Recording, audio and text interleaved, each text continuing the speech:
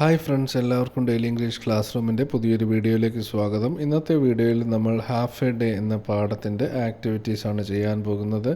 Video ആരംഭിക്കുന്നതിന് മുമ്പ് നിങ്ങൾ ആദ്യമായിട്ടാണ് ഈ ചാനൽ കാണുന്നതെങ്കിൽ ഈ ചാനൽ ഒന്ന് സബ്സ്ക്രൈബ് ചെയ്യുക. അതുപോലെ നിങ്ങളുടെ ഫ്രണ്ട്സിന് ഈ വീഡിയോ ഒന്ന് ഷെയർ ചെയ്യുക. ഒന്നാമത്തെ ആക്ടിവിറ്റി എന്ന് പറയുന്നത് നമുക്കൊന്ന് വായിച്ചു നോക്കാം. The story half a day beautifully unfolds the three phases of human life, the age of innocence, the age of growth and learning, and the age of helplessness and dependence. As time progresses, the surroundings change. The experience we gather shape our attitudes. Now, revisit the story and complete the table, identifying the words, phrases, expressions that denote the changes in the setting and attitude. അപ്പോൾ ഈ ഒരു ആക്ടിവിറ്റിയിൽ നമ്മൾ ചെയ്യാൻ പോകുന്നത് നമ്മുടെ മനുഷ്യ ജീവിതത്തിൻ്റെ 3 ഘട്ടങ്ങളെക്കുറിച്ചാണ് ഈ കഥയിൽ പറയുന്നത്. ഒന്നാമത്തത് ദ ഏജ് ഓഫ് ഇന്നസെൻസ്, അതായത് നിഷ്കളങ്കതയുടെ കാലഘട്ടം.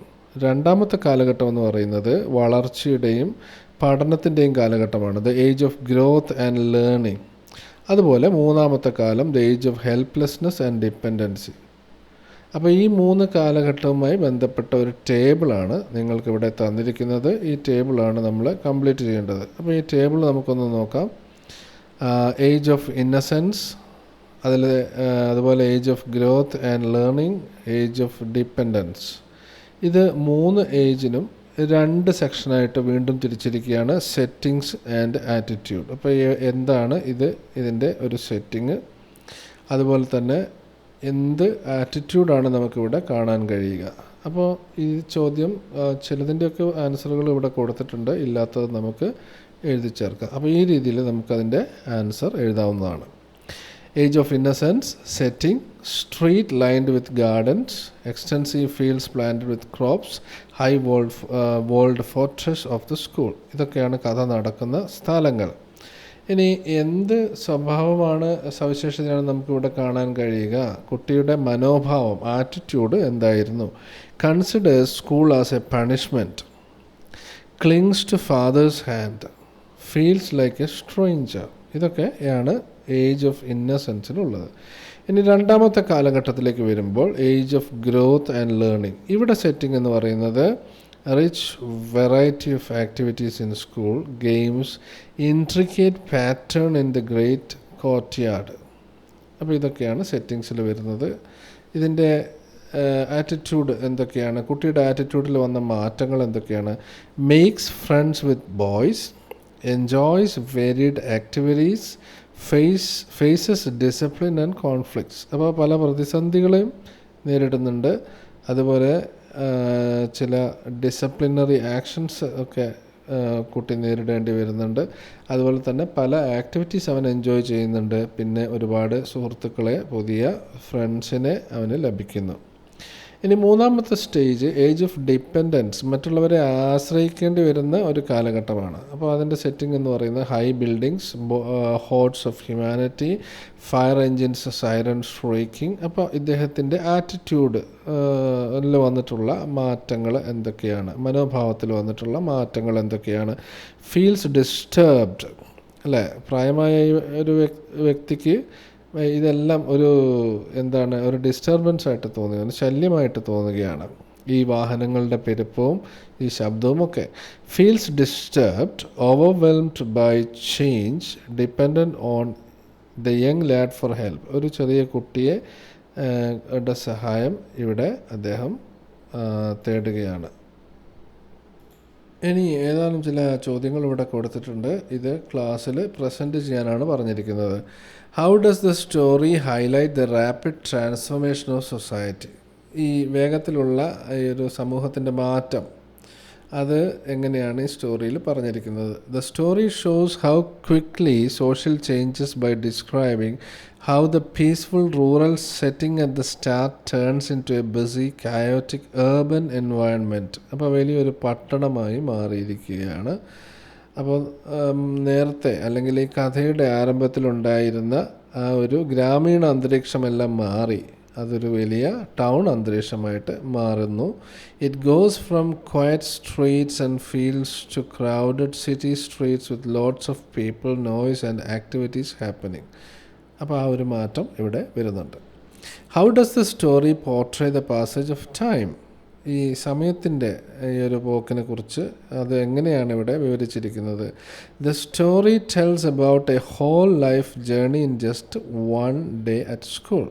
അപ്പോൾ ഒരു ദിവസം, സ്കൂളിലെ ഒരു ദിവസം കൊണ്ട് ഒരു വ്യക്തിയുടെ ജീവിതം മുഴുവനാണ് ഇവിടെ പറഞ്ഞിരിക്കുന്നത്. Starting from when the narrator is a child and ending when he is old. തുടക്കത്തിലൊരു കുട്ടിയും ഇതിൻ്റെ അവസാനം ഒരു വൃദ്ധനുമാണ്. It shows how fast time passes and how people grow and change over time. അപ്പോൾ എത്ര പെട്ടെന്നാണ് സമയം പോകുന്നത്, എത്ര പെട്ടെന്നാണ് ആളുകളും പരിസരവും മാറുന്നത് എന്നുള്ളതാണ് ഇവിടെ കാണിച്ചിരിക്കുന്നത്.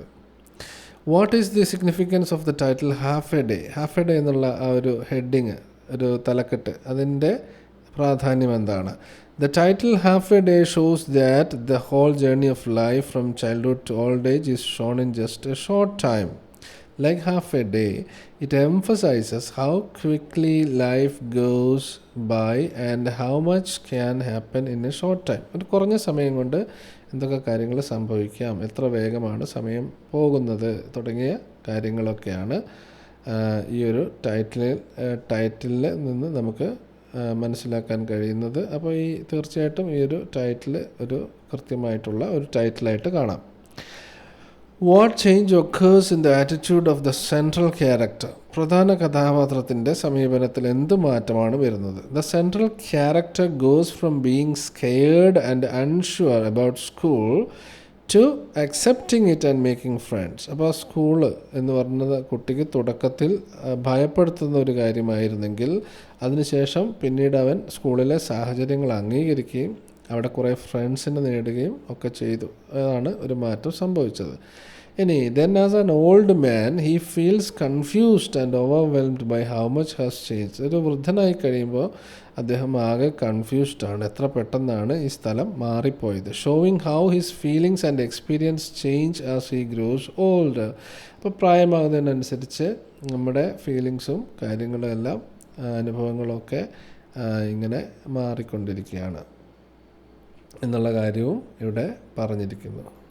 നമുക്ക് അടുത്ത ആക്ടിവിറ്റിയിലേക്ക് പോകാം. രണ്ടാമത്തെ activity, the following table presents a few statements related to the story half a day. Find reasons for each event stated in the table and write them down in the space provided. The first one has been done for you. അപ്പോൾ ഇവിടെ കുറച്ച് സെൻറ്റൻസുകൾ, സ്റ്റേറ്റ്മെൻറ്റുകൾ കൊടുത്തിട്ടുണ്ട്. അതിൻ്റെ കാരണമാണ് നമ്മൾ എഴുതേണ്ടത്. അപ്പോൾ അത് നമുക്ക് ഈ രീതിയിൽ എഴുതാം. The boy was reluctant to go to school. അതിൻ്റെ കാരണം എന്താണ്? കുട്ടി സ്കൂളിൽ പോകാൻ മടി കാണിച്ചു. അതിൻ്റെ കാരണം എന്താണ്? He was afraid that he would be punished at the school. അപ്പോൾ സ്കൂളിൽ പണിഷ്മെൻറ്റ് ഉണ്ടാവും എന്നുള്ള പേടിയാണ്. Father wanted him to go to school. അപ്പോൾ അതിൻ്റെ കാരണം എന്താണ്? His father thought school was important for him to become like his family and learn useful things. ഇനി മറ്റൊരു statement, school brought him contentment. School അവന് ഒരു സംതൃപ്തി നൽകി. Even though he was scared at first, he found happiness in making friends and learning new things at school. ഇനി മറ്റൊരു statement നോക്കാം. School was not as sweet as he thought. അവൻ ഉദ്ദേശിച്ചതുപോലെ അത്ര ഒരു മധുരമുള്ള ഒരു സംഭവമായിരുന്നില്ല സ്കൂളിലെ അനുഭവം. അതിൻ്റെ കാരണം എന്താണ്? Although he thought school would be great, it had its challenges like fighting and changes which made it harder than he expected. അപ്പോൾ കുട്ടി പ്രതീക്ഷിച്ചതിൻ്റെ അപ്പുറത്തേക്ക് അങ്ങനെ സന്തോഷകരമായ അനുഭവങ്ങൾ മാത്രമൊന്നുമല്ല സ്കൂളിൽ നിന്നുണ്ടായിട്ടുള്ളത്. പലതരത്തിലുള്ള പ്രശ്നങ്ങളും കാര്യങ്ങളും ഫൈറ്റുകളുമൊക്കെ കുട്ടികൾ തമ്മിലും ഒക്കെ അവിടെ ഉണ്ടായിട്ടുണ്ട് എന്നുള്ള കാര്യമാണ് ഇവിടെ പറയുന്നത്. നമുക്ക് അടുത്ത ആക്ടിവിറ്റിയിലേക്ക് പോകാം. മൂന്നാമത്തെ ആക്ടിവിറ്റി മെമ്മറി ലെയിൻ എന്ന് പറയുന്ന ഒരു ആക്ടിവിറ്റിയാണ്. അതായത് ഈ കഥയിലെ പ്രധാനപ്പെട്ട ഭാഗങ്ങളൊക്കെ ഇവിടെ ഒരു വഴിയിൽ അടയാളപ്പെടുത്തിയിരിക്കുകയാണ്. ആ ഒരു ക്രമത്തിൽ നമ്മൾ അതിനെക്കുറിച്ച് കുറച്ച് സെൻറ്റൻസുകൾ അവിടെ എഴുതുക എന്നുള്ളതാണ്. Complete the diagram carefully based on your reading of the story. ഈ കഥ വായിച്ചതിൻ്റെ അടിസ്ഥാനത്തിൽ ഇത് ഫില്ല് ചെയ്യാൻ പറഞ്ഞിരിക്കുകയാണ്. അപ്പോൾ അത് നമുക്ക് ഈ ഒരു രീതിയിൽ എഴുതാവുന്നതാണ്. ഏറ്റവും ചുരുക്കി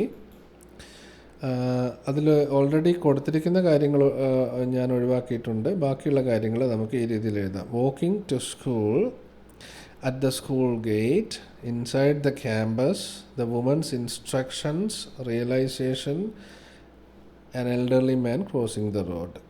He questions why he must go to school and feels reluctant, but his father reassures him and encourages him to be brave. അപ്പോൾ അവൻ ആദ്യം തുടക്കത്തിൽ സ്കൂളിൽ പോകാൻ മടി കാണിക്കുന്നു. അപ്പോൾ അച്ഛൻ അവന് ധൈര്യം നൽകുന്നു. അറ്റ് ദ സ്കൂൾ ഗേറ്റ്, അവിടെ എന്താണ് സംഭവിച്ചത്? upon arrival the boy feels like a stranger among the other children and hesitates to enter alone, seeking reassurance from his father before parting ways. അപ്പോൾ വഴി തിരിഞ്ഞ് അച്ഛൻ പോകുന്നതിന് മുൻപ് അച്ഛൻ ആണ് അവന് ധൈര്യം പകർന്നു കൊടുക്കുന്നത്.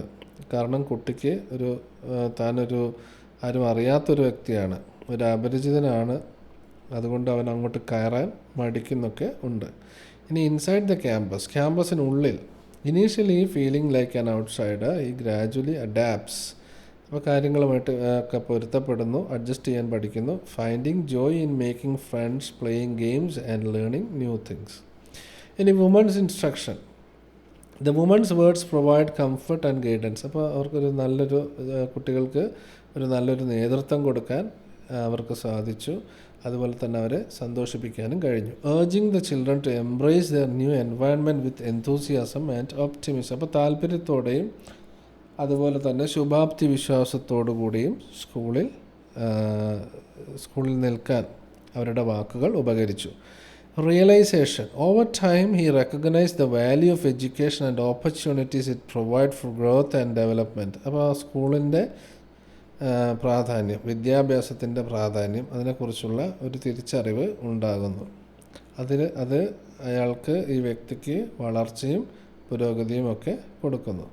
An elderly man crossing the road. As an elderly man, he feels disoriented and overwhelmed by bustling city streets, reflecting on the passage of time and the changes in his surroundings. അപ്പോൾ ചുറ്റുപാടുമുണ്ടാകുന്ന മാറ്റത്തെക്കുറിച്ചും അതുപോലെ സമയത്തിൻ്റെ പോക്കിനെ കുറിച്ചൊക്കെയാണ് ഇവിടെ പറഞ്ഞിരിക്കുന്നത്. ഇനി നമുക്ക് അടുത്ത ആക്ടിവിറ്റിയിലേക്ക് പോകാം. ഇവിടെ നറേറ്ററെ കുറിച്ചാണ് ചോദിച്ചിരിക്കുന്നത്. അപ്പോൾ ഇതൊരു ക്യാരക്ടർ സ്കെച്ച് എഴുതാൻ വേണ്ടിയിട്ടുള്ള ഒരു ആക്ടിവിറ്റിയുടെ മുന്നോടിയായിട്ടുള്ള ഒരു ആക്ടിവിറ്റിയാണ്. അപ്പോൾ ഇവിടെ നറേറ്ററെ കുറിച്ച് കുറച്ച് കാര്യങ്ങൾ എഴുതാൻ പറഞ്ഞിരിക്കുകയാണ്. അതിൽ ഉൾപ്പെടുന്ന കാര്യങ്ങൾ: ഫിസിക്കൽ അപ്പിയറൻസ്, നറേറ്ററുടെ രൂപം; പേഴ്സണാലിറ്റി ട്രേറ്റ്സ്, സ്വഭാവ സവിശേഷതകൾ; റോൾ ഇൻ ദ സ്റ്റോറി, കഥയിലെ പ്രാധാന്യം; അതുപോലെ analysis of expressions, remarks by the author, അദ്ദേഹം പറഞ്ഞിട്ടുള്ള ചില വാക്കുകളുടെ അർത്ഥം അല്ലെങ്കിൽ മറ്റ് കഥാപാത്രങ്ങൾ പറഞ്ഞിട്ടുള്ളതിൻ്റെ മീനിങ്, അതുപോലെ റിയലൈസേഷൻ, തിരിച്ചറിവ് തുടങ്ങിയ പോയിന്റുകളായിട്ടാണ് ഈ ഒരു ആക്ടിവിറ്റിയിൽ നമ്മൾ ചെയ്യുന്നത്. അപ്പോൾ അത് നമുക്ക് ഈ രീതിയിൽ എഴുതാം. Physical appearance, the boy starts off in new clothes, transforming into an old man, showing growth and time passing. Personality traits, ആദ്യം അവൻ വളരെ ഭയന്നാണ് ഇരുന്നത്. Initially scared, the boy learns bravery and friendship, showing he can change. ഇനി role in the story, as the main character the boy's journey from childhood to old age drives the story. അപ്പോൾ ഈ കഥ മുന്നോട്ട് പോകുന്നത് ഈ കുട്ടിയുടെ ഒരു വളർച്ചയിലൂടെയാണ്. ഇനി അടുത്ത point, analysis of expressions and remarks. Father's words about education and narrator's feeling reflect life importance. അപ്പോൾ ഫാദർ പറയുന്ന എഡ്യൂക്കേഷനെ പറ്റി പറയുന്ന വാക്കുകൾ, അതുപോലെ നറേറ്റർ പറയുന്ന വാക്കുകളൊക്കെ നമുക്ക് ഒരുപാട് ആശയങ്ങൾ ഇവിടെ തരുന്നുണ്ട്. റിയലൈസേഷൻ എന്താണ്? Growing up, the boy learns school and friends matter. കുട്ടി വലുതാകുമ്പോൾ കുട്ടി മനസ്സിലാക്കുന്നു സ്കൂളും സുഹൃത്തുക്കളും ഒക്കെ ജീവിതത്തിൽ വളരെ പ്രധാനപ്പെട്ടതാണ്. Understanding life's challenges and need to stay brave. ഇനി ജീവിതത്തിൽ എന്ത് പ്രതിസന്ധി വന്നാലും അതിനെ നേരിടാനുള്ള ഒരു ധൈര്യവും ഈ കുട്ടിക്ക് ഉണ്ടാകുന്നു. ഇനി ഈ ഒരു വിവരങ്ങളൊക്കെ വെച്ചുകൊണ്ട് ഒരു ക്യാരക്ടർ സ്കെച്ചാണ് എഴുതാൻ പറഞ്ഞിരിക്കുന്നത്. അത് നമ്മൾ അടുത്തൊരു വീഡിയോയിൽ ചെയ്യുന്നതായിരിക്കും. അപ്പോൾ ഈ വീഡിയോ നിങ്ങൾക്ക് ഉപകാരപ്പെട്ടു എന്ന് വിചാരിക്കുന്നു. നിങ്ങൾക്ക് ഉപകാരപ്പെട്ടെങ്കിൽ നിങ്ങൾ ലൈക്ക് ചെയ്യുക. അതുപോലെ ഇതിലെ ഏതെങ്കിലും ഭാഗം മനസ്സിലാവാത്തതുണ്ടെങ്കിൽ അതും, അതുപോലെ നിങ്ങളുടെ അഭിപ്രായവും താഴെ കമൻറ്റ് ബോക്സിൽ നിങ്ങൾ ചെയ്യുക. Okay, thank you.